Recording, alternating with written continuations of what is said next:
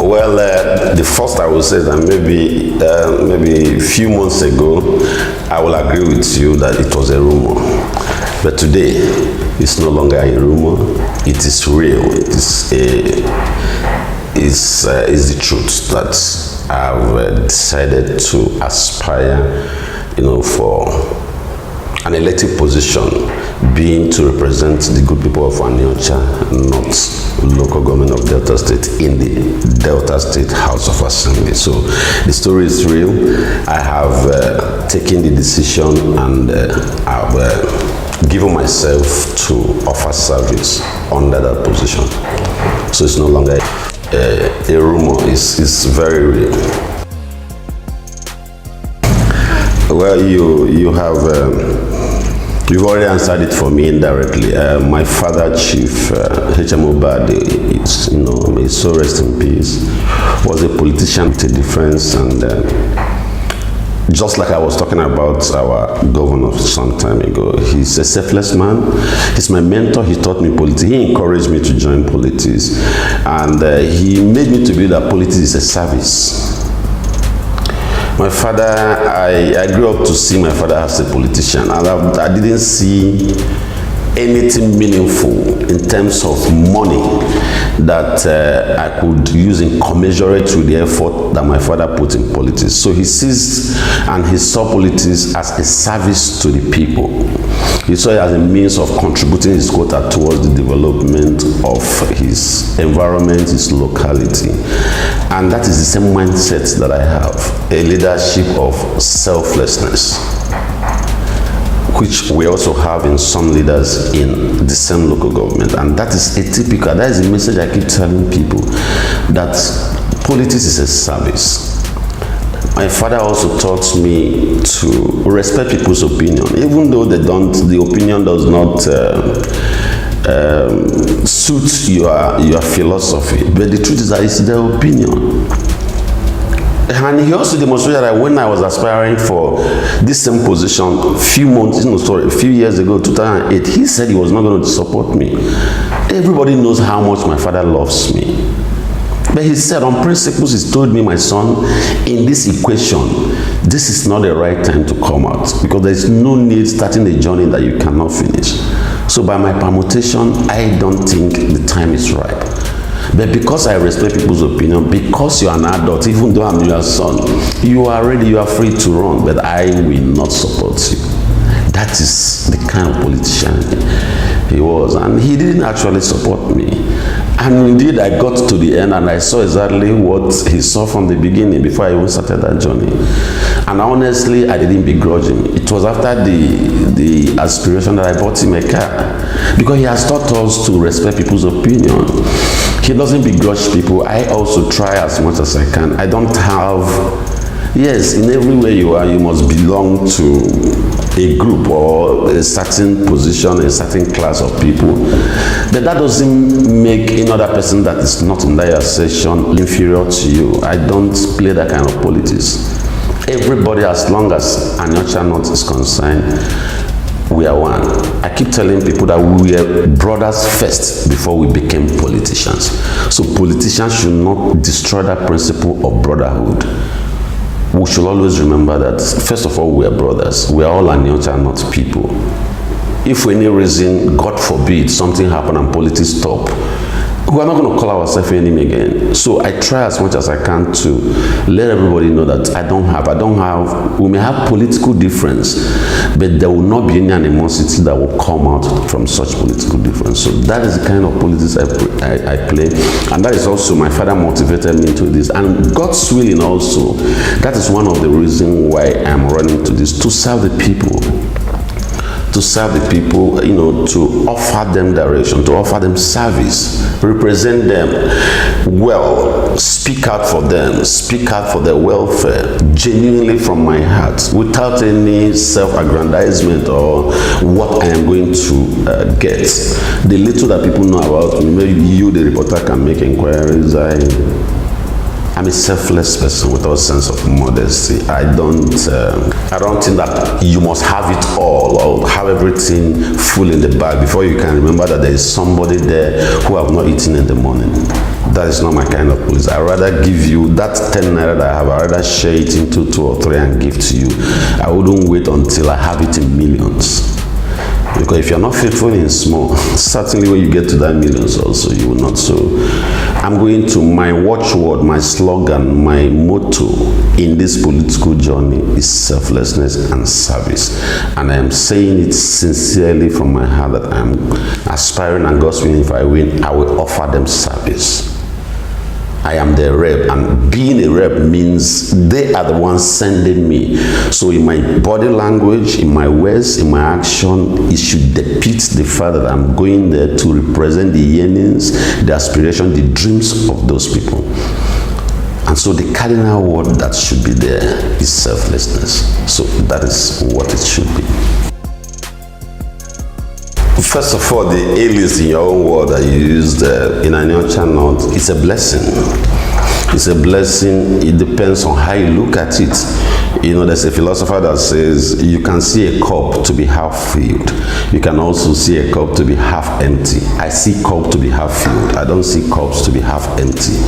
The leaders has their own quality. And Anyocha North is blessed with some of the best heads, some of the best brains, political juggernauts who have, you know, passed through the things of politics. So they have the experience. And I, as a person, as much as I can, I try to have a personal and good relationship with all the leaders. Like I hit my chest to say, I doubt if there's any leader that will say I don't have a one-on-one relationship with him or her in the local government. So to me, it's an advantage to me as an individual. It's also an advantage to the local government. We have good brains. All we need to do is to sit down one day and synergize, have a synergy with all these leaders. The quality that A has may not be the quality that B has. But by the time you combine all these qualities, you can see, and combining them not to fight ourselves, combining them with the sole aim of developing our community. And by the time we do that, God's willing, we are getting there. The leaders are already doing well. Those are the top echelon in Anyocha North. They're beginning to see that there is strength in unity. So they are working very hard, and I'm sure by the grace of God, our governor is also interested in that. By the time we come together, not only the local government, in the Delta North as a block, come together, have a uniform voice, I tell you that it will be unbeatable. So that is one of my aspirations. That is also one of my belief, one of my dream also, that we are going to foster that unity more. His Excellency is already doing it. He has started gathering some people towards that also. And anybody that believes in his leadership is expected to key into it. I, for one, is one of the things I also want to key into it. Bring all these leaders. You don't bring down your leader. You don't usurp a leader. Leadership is by stage. It will get to you. Some time ago, I was like a door opener. And today, somehow, gradually, we are also coming up. So you must not use force to, so we'll get there. We'll gather all these people together, bring them for something positive. The younger ones also should bring in their experience into bed. The elder ones should also respect that there is something good in the younger ones. So by the time we respect each other's opinion, come together as a block, I tell you that it will bring development. So I'm going to follow it from the positive aspect of it. We are not going to gather to fight ourselves. By the grace of God, we will gather to develop ourselves. I have also said that I keep telling people Anyocha North should expect a quality representative. Anyocha North should expect a rep that you can access. Is very, very important. Accessibility. If I say I'm representing you in the business world where I work, that's what they call feedback session.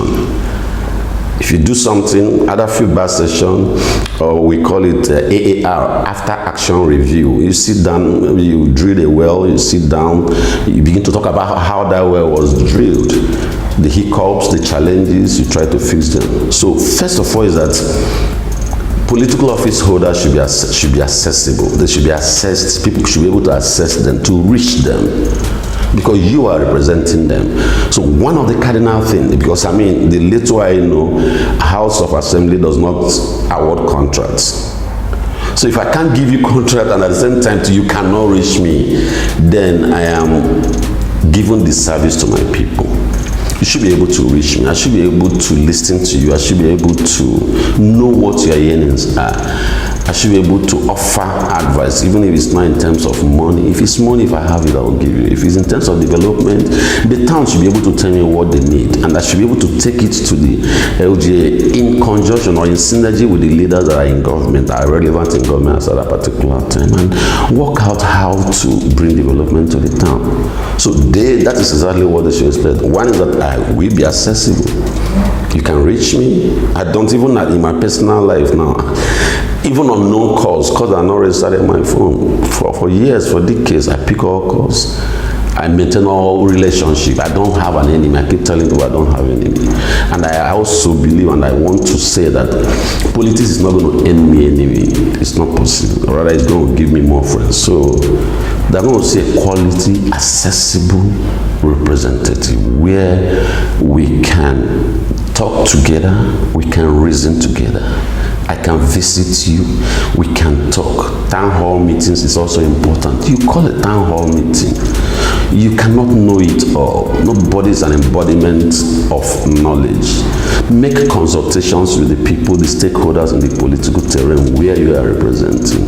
Get ideas from them. Set up a committee that can always advise, let us do it this way, let us do it this way. But at the end, like I said, what should be my guiding principle is the interest of the constituency that I am representing. I'm not going to be selfish about it. I'm not going to show any form of greed. I'm not going to go there and remain at the high and be looking them from that high. I'm going to be naturally, anybody that knows me knows that I'm a very unassuming and humble person. I took it from my father. My father doesn't believe that for you to be noticed, you must raise your shoulder or you must go in convoy. You know, that is not the kind of person I am. The kind of person I am is try to live assuming, try to touch lives. And it's not going to stop by the grace of God when I continue or when I finally get to this position. Rather, it will improve more. So I know channel people should look out for a quality representative where they can assess their representative, where we can talk together, reason together, and, you know, broker out a pointer or a roadmap on how a new channel can be developed and how it can work, you know, in unity. So that is what they should expect.